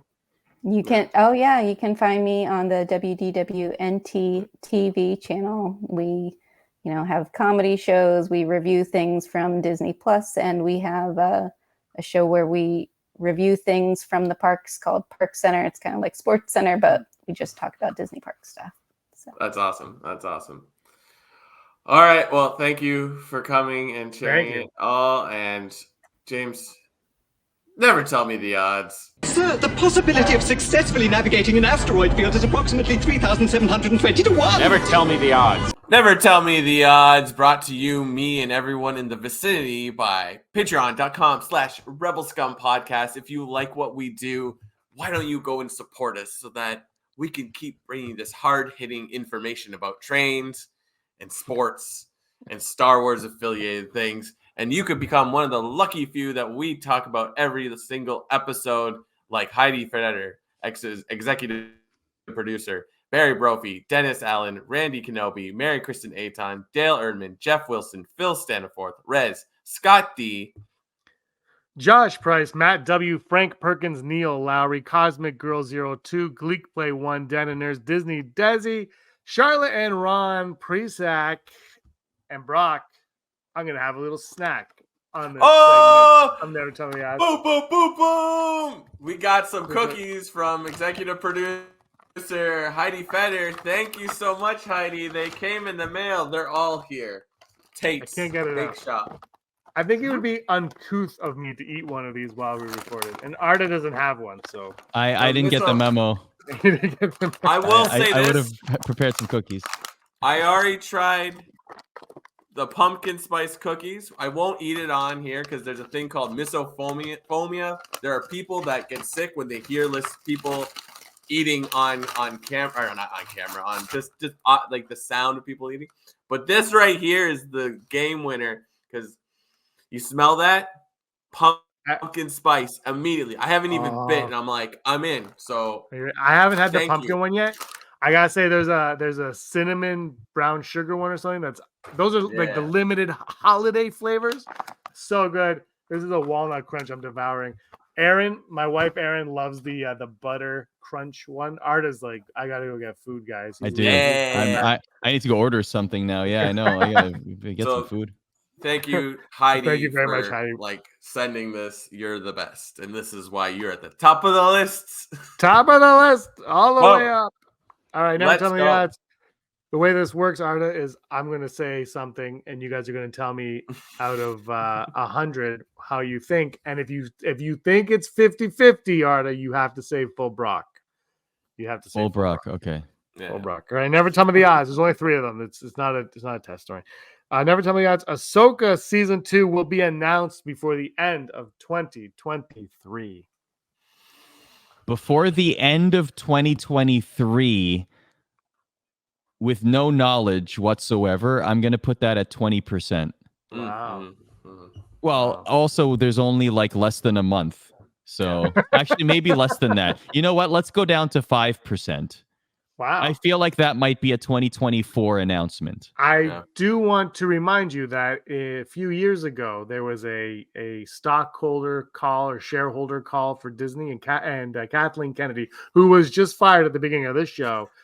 She announced a plethora of projects, including Rogue Squadron, which will never happen, the Lando show, which is now a movie, Rangers of the New Republic, which will never happen. So, and then if you remember after that, Book of Boba Fett was announced. So I'm just going to remind you of that. Well, if she is to do that again, or if that is to happen again, then I will eat my words, but I'll say low. That's solid. It's solid. I'm gonna go low as well because it's like I feel like there has to be something. You make a good point, and I know that we celebrate December 7th every year because of that announcement in the past. Is that what? I don't know what day it was. I'm gonna go. Party. Yeah, I'm gonna go just because it's not enough time. And whatever. Like I'm gonna say 7%. Like I it's going to happen, but I don't think soon. I'm going 71%. Oh, 71. I wasn't going to go that high, but both of you are just so negative Nancy's over here that I have to go 71% because I need it to happen for closure purposes and my own sanity. And Dave Filoni and I are like this because we both rode the GO train after a Leaf home game. And I gifted him a sweater. Our next odd, Mando season 4 will begin shooting in the spring of 2024. Are they going to start shooting Mando season 4 in the spring of 2024? Brock, how about you go first on this one? I want to say 40%. No, you know what? I'll be a more optimistic. 62%. I don't know.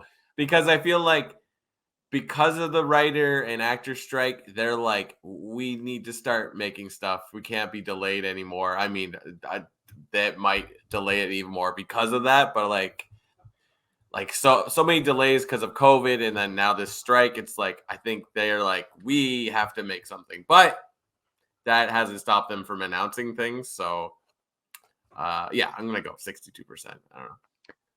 I'm gonna go 37% low on this because there was just 2 massive strikes. Yeah. And I don't know if they started writing this before the writer's strike, but it just seems like so fast to happen. Like it just seems like a really quick turnaround, which it isn't impossible, but I'm going to go 37%. Arda? Yeah, I'm at a 38.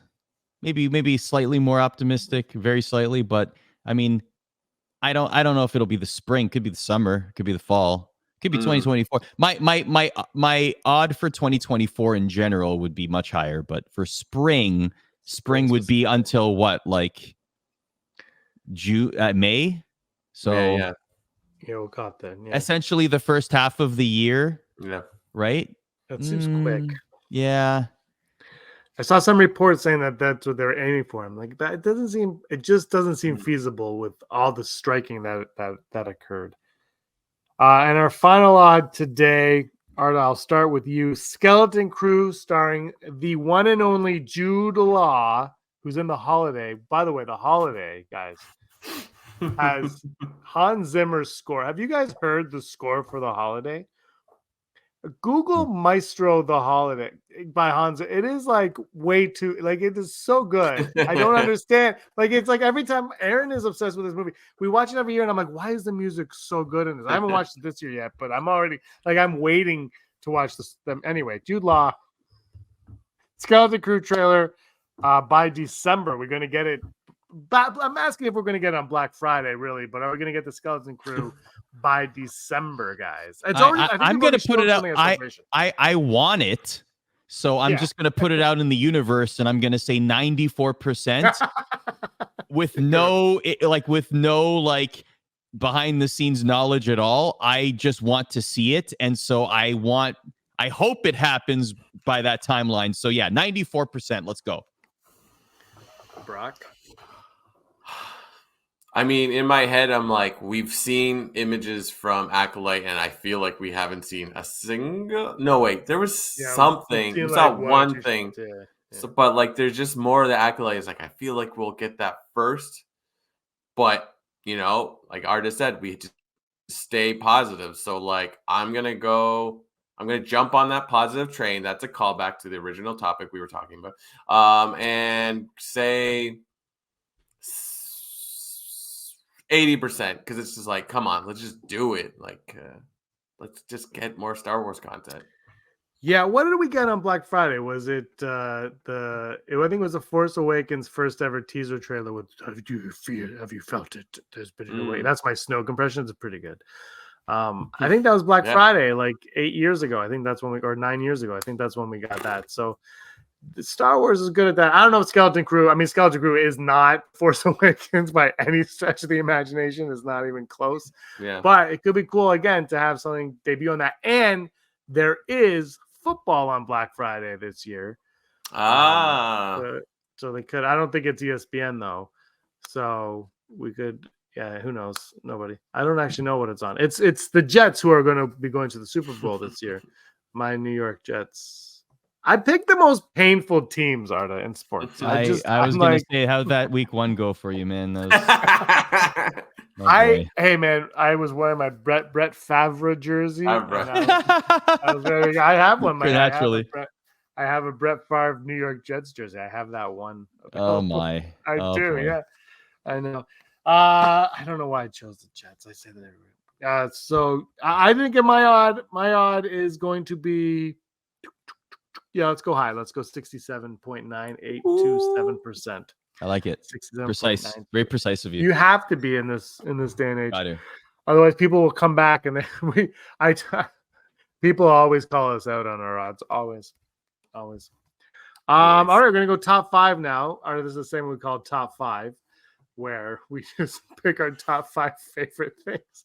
Okay. This is our top 5 now. It's top 5 things in Star Wars to be thankful for. Okay. And I think we've got to say for number 5 is all the amazing droids. All the amazing droids in Star Wars, from R2-D2 to BB-8 to Dio. Even Dio. Yeah. Dio rocks, literally.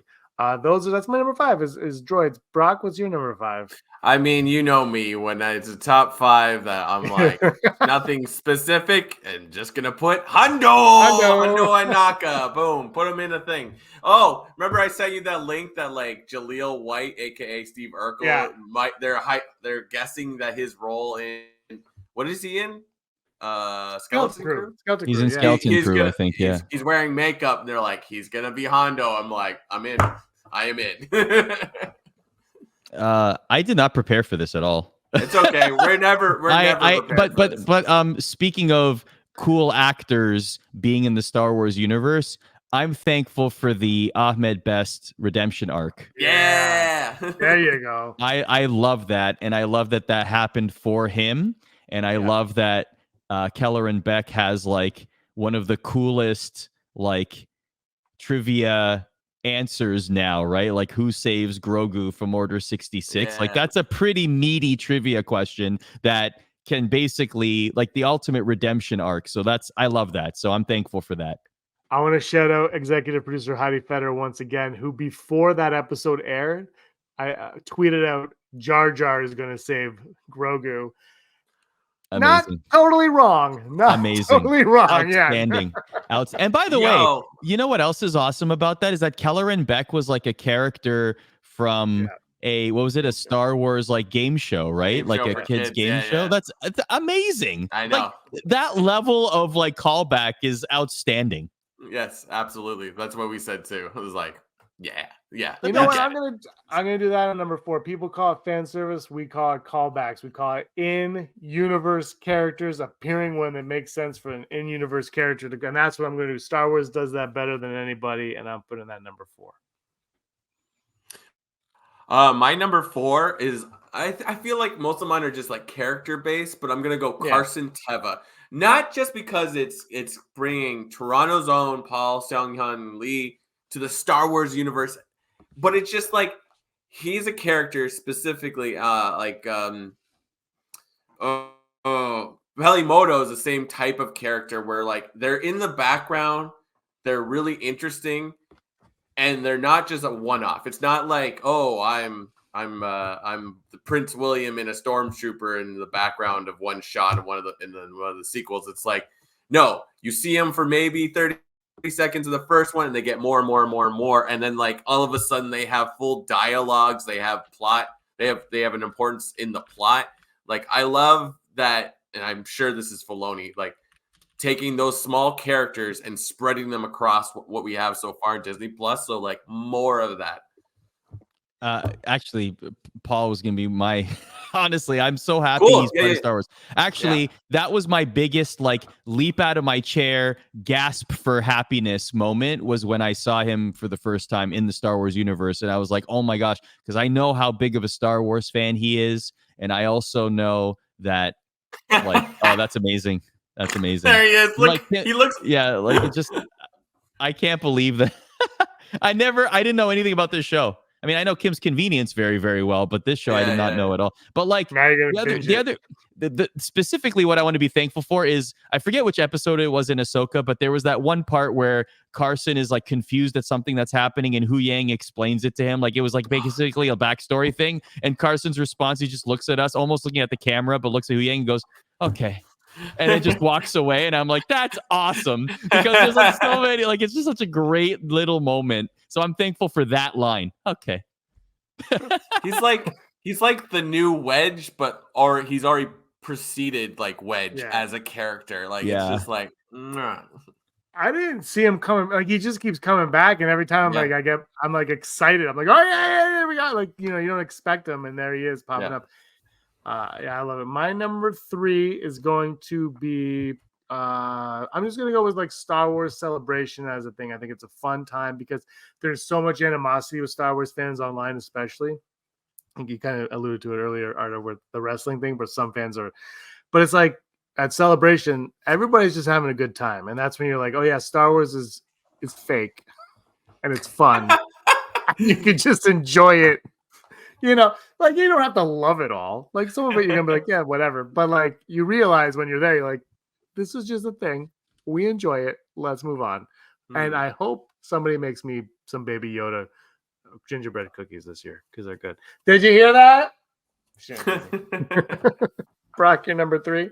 My number 3 is Ray Stevenson because it's like rest in power. Like he killed it in this season of Ahsoka, and it's like. I think everyone agrees that like he did an amazing job, and that character opened up the idea of like something totally new when it comes to a Sith, Jedi, any Force wielder. So it's like, yes, please, please. If we don't recast him, which is fine, that's respectful. Please, comic books. I don't know, just give me more, and just call it Balin, and I'm in. I'm in, baby. Yeah, I'd be in too. I'm thankful for what Ahsoka and Andor introduced for us. Ahsoka introducing a whole new galaxy, that a whole new sandbox for Star Wars stories to exist in. I'm thankful for that because that opens up the possibilities to a degree that we never really thought was available before.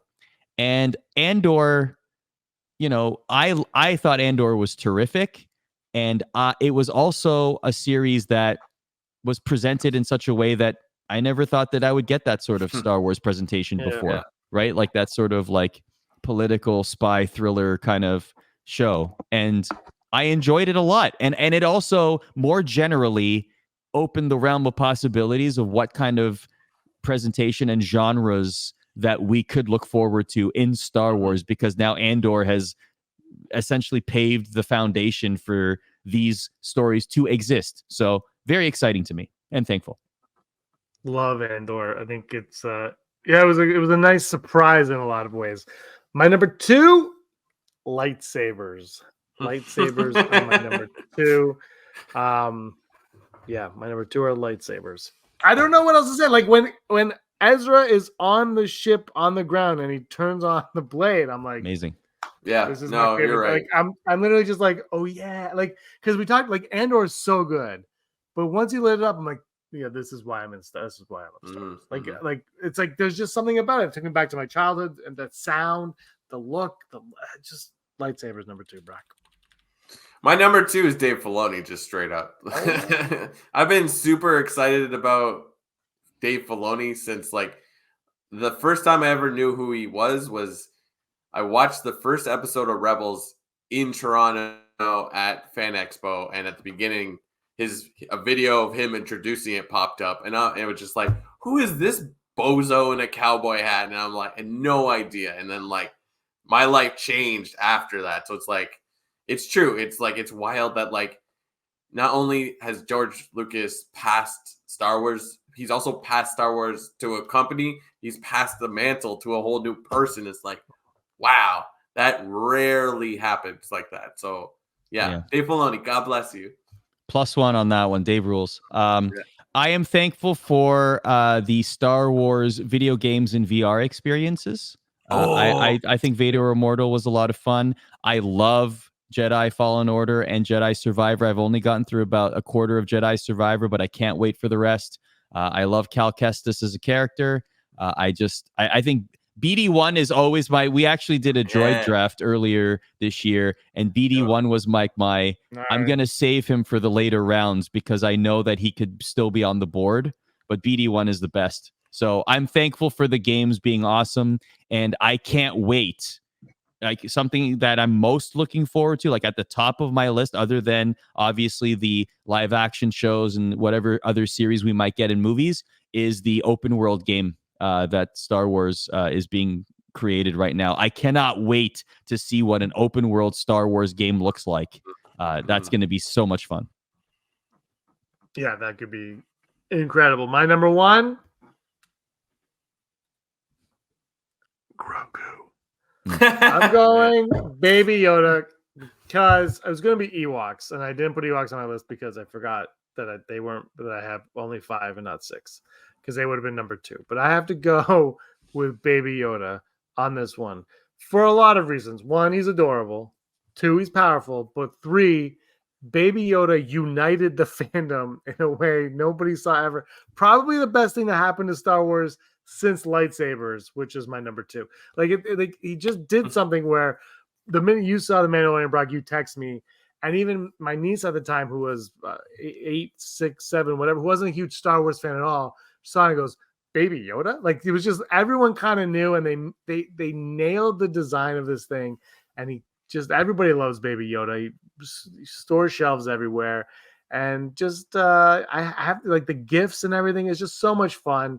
And this is a bogus list. It doesn't mean anything. I'm just having fun with it. But Baby Yoda, number 1. Happy Thanksgiving. I'm going to go eat a pork. This is the point where I make James cry, because as always, I'm going to say I'm thankful that Star Wars exists so me and my friends can talk once a week about the things we love and make believe. And we get people like Arda to come on our show, and it's fantastic. And my wife's probably down the hall being like, he's screaming about Star Wars again. So I'm thankful. And also Chewbacca, because he's my man. Yep. And my wife, and my wife's like, you decided to not help take care of your 2 little kids for this. That's what my wife is saying right now. Yes. And I'm like, absolutely. Yes. Naturally. My number 1 is I'm thankful for the one and true greatest character of Star Wars history, and that is Grand Admiral Thrawn. Our guy, our homie, the one and only. my favorite character, and I would dare say my favorite character in all of fiction. I can't wait to see more stories of Thrawn, and I'm thankful for the Timothy Zahn trilogy of books, the series that he's done. I'm thankful for Heir to the Empire back in the day. I'm thankful for him in Rebels. I'm thankful for him in Ahsoka and what may come, because I love my evilest of evil characters to be straight out of Mensa. So I'm very excited for the future of Thrawn. Have you ever considered dressing up as Thrawn for Halloween? No, never. That would never happen. Ever. No, not whatsoever. Not a coordinated effort to paint my face blue and sit on the Sports Center set. No. Never. By the way, I should have upped the total. I said 1,000 likes and I'll host Sports Center like this. I should have made it like 1 million likes, because the Star Wars account actually responded and said, "Bet, like that'll be easy." And it was like, what have I done? 1,000 likes. Now I have to. Now I got to. What's that? How long did that take? Oh, I was in the chair for like a good hour and a half. I was doing, so here's a funny story actually. So we do, I did it. I brought all the stuff, never wore contacts before, by the way. That wasn't the most pleasant experience. Yeah, I know. Wasn't the most pleasant experience, but I'm putting on the blue face paint like this, just like literally like this at the mirror in the makeup room. And one of the makeup crew comes in and just looks at me struggling and goes, "Do you want me to just do this for you?" And I was like, "Yes, please. Thank goodness. Thank heavens you happened to walk in here." So she just sat me down and she just like did like the perfect, like it was excellent. And I was like, "Thank you so much." It was hilarious. Yeah. So then we got to take pictures around ESPN, which is awesome. And it looked like it was a lot of fun. Oh, it was the best. It was the best. Grand Admiral Thrawn, what a guy. I'm looking at it right now. I have to pull it up right now. I was looking at it. I put on you saying that you actually say in this clip that the Jets are going to win the Super Bowl. There it is. There he is. There's Grand Admiral right on the Sports Center. So you love to see it. Yeah. It was a lot of fun. The greatest. You got homage to the greatest. That's what you got to do, right? That's what you got to do. One day, now I did host Sports Center Snapchat like that, but one day I will find a way. Maybe on May the 4th or something. If I'm hosting Sports Center that day, I'll pitch it and see if they'll let me do it. Nice. Don't hold your breath. Yeah. Those are our top 5. Let us know your top 5s are in the comments below. 302 episodes, and this is the Thanksgiving one. Arda, what do you eat on Thanksgiving? You gonna order like a pizza? Yeah, probably. No, probably we go to our sister-in-law's every year, so she goes all out. So it's gonna be a feast, I'm sure. If it were me preparing it, absolutely I'm ordering something. There's no way I'm cooking a turkey. There's no way I'm making stuffing. I don't even like cranberry sauce. Like, get that away from me. Like, I'm ordering a pizza, and maybe there'll be like chicken. You know what? You know what'll blow their minds? You order the festive special Swiss chalet. Pulls it. Filoni's I know Filoni loves it. Filoni loves it. He takes the GO train to the Swiss Chalet Harvey's combo.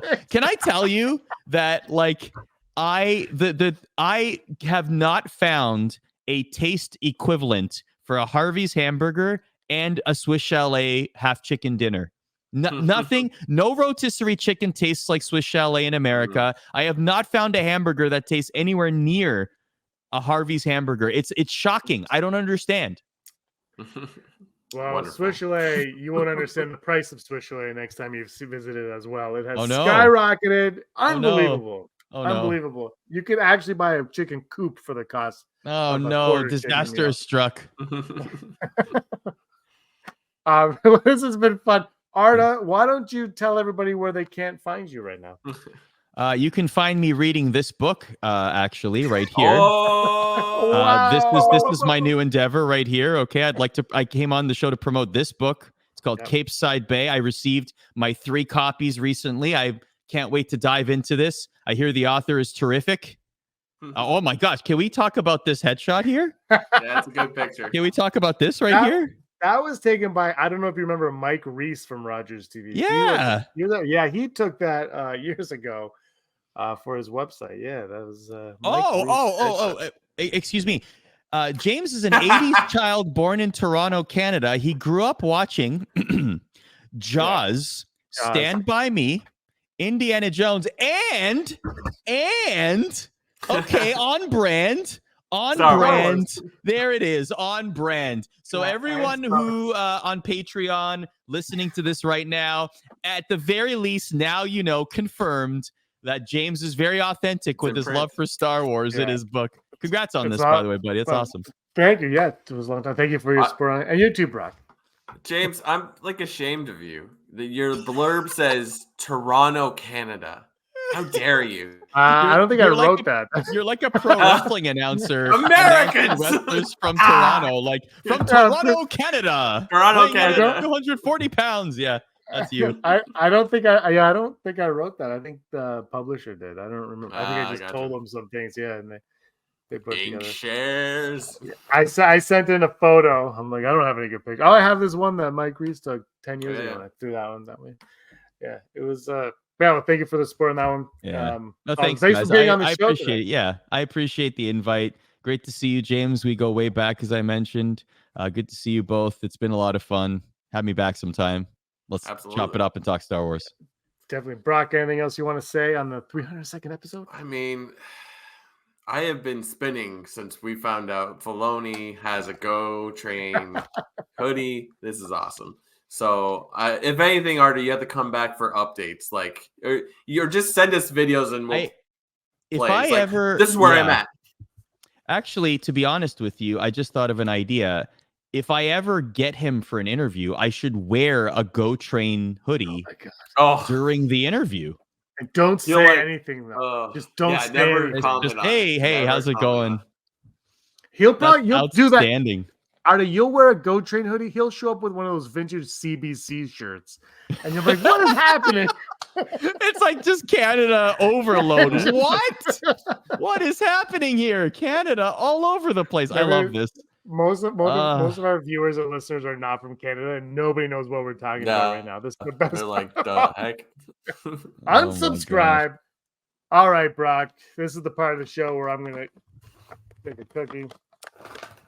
Because you were always scum. Rebel scum! Hey scumbags, thanks for watching. Don't forget to give us a thumbs up on our video. As always, please subscribe to our YouTube channel, Rebel Scum Podcast, for all the latest videos.